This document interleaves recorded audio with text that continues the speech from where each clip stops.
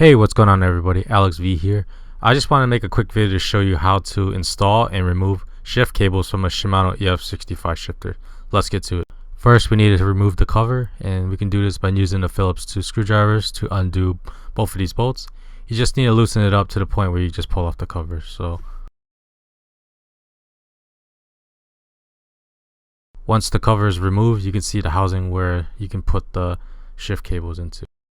To install the shift cables, you can see the housing right there. It has like a notch where you can kind of put the cable through. Right where I'm pouring my screwdrivers, where the head of the cable will go to. So go ahead and thread the shift cables through the hole and pull it all the way through.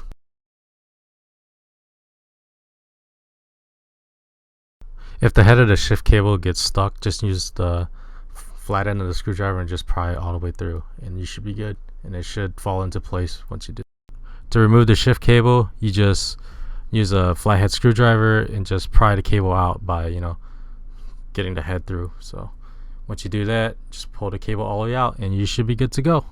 Thanks again for watching. If you have any questions or concerns, please let me know, and I appreciate all your support. Peace.